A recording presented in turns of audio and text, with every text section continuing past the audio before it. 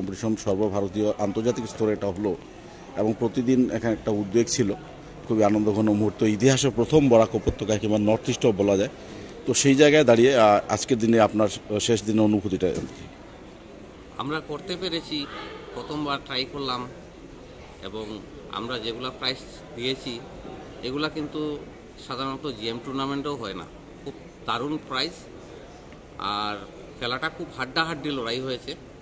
এখানে ফার্স্ট হয়েছে কুমার গৌরব বিহারের, সেকেন্ড আমরা শিলচরের ইফতিকার আলম মজুমদার, আর থার্ড মণিপুরের অ্যাপোলো সেনা। তো কে কখন চ্যাম্পিয়ন হবে এরকম একটা পরিস্থিতি লাস্ট রাউন্ড, লাস্ট মুভমেন্ট পর্যন্ত চলছিল। আর টুর্নামেন্ট তো 100% কি বলবো, মানে এত সুন্দর একটা পরিবেশ। আমরা একদিনের ব্লিস টুর্নামেন্ট করেছি, আর মানে বলে বোঝাতে পারবো না যে এত সুন্দর একটা টুর্নামেন্ট। আমি তো 30 বছর থেকে চেস খেলছি, বিভিন্ন জায়গাতে চেস খেলতে যাচ্ছি এবং দিল্লি অল ইন্ডিয়ার সব জায়গায় চেস খেলছি, কিন্তু আমরা এই টুর্নামেন্টটা এত সুন্দর হয়েছে। নেক্সটও আমরা ট্রাই করব যে আরও এই শেফালিকা মেমোরিয়াল ইন্টারন্যাশনাল রেটিং টুর্নামেন্টকে নেক্সট ইয়ার, এটা এবার 3.5 লক্ষ টাকা হয়েছে, নেক্সট ইয়ার আমরা এটাকে 5 লক্ষ টাকায় করা যায় কি না চেষ্টা করব। আর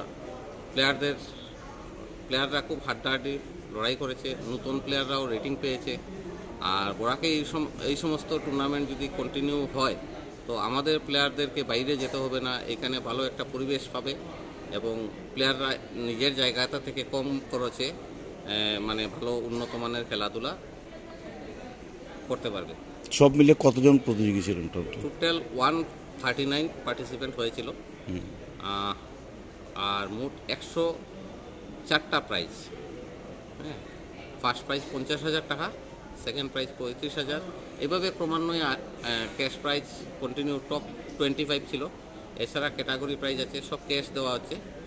এছাড়া এজ গ্রুপ যেগুলো আছে ওই প্রাইজগুলোতে আমরা মানে ট্রফি দিচ্ছি, ক্যাশ প্রাইজ দিচ্ছি। আচ্ছা, এই প্রতিযোগিতায় রাষ্ট্রীয় স্তরের প্রতিভা কিংবা বড় প্রতিযোগিতায় খেলার মতো প্রতিভাবান খেলোয়াড় দেখতে পেলেন? হ্যাঁ, এখন নম FM ফিডে মাস্টার যে চ্যাম্পিয়ন হয়েছে কুমার গৌরব, ও মানে শুরুর থেকেই চেস খেলছে, খুব ভালো চেস খেলে, আমাদের ডাকে সাড়া দিয়েছে।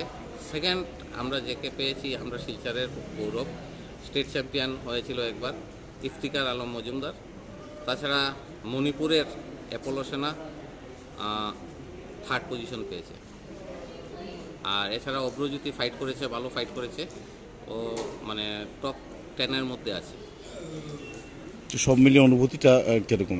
দারুণ দারুণ, বিরাট একটা অনুভূতি। ফার্স্ট টাইম বরাকবেলিতে আমরা ডিজিটাল বোর্ড দিয়ে লাইভ টেলিকাস্ট করেছি এবং গার্জিয়ানরা যাতে খেলাটা বাইরে থেকে দেখতে পারে তার ব্যবস্থা আমরা করে দিয়েছি। ভিতরে ক্যামেরা বসিয়ে বাইরে আমরা এলইডি এবং প্রজেক্টর লাগিয়েছি। টোটাল টুর্নামেন্টটা যারা গার্জিয়ানরা আছে বাইরে থেকেই উপভোগ করতে পারছে। ধন্যবাদ।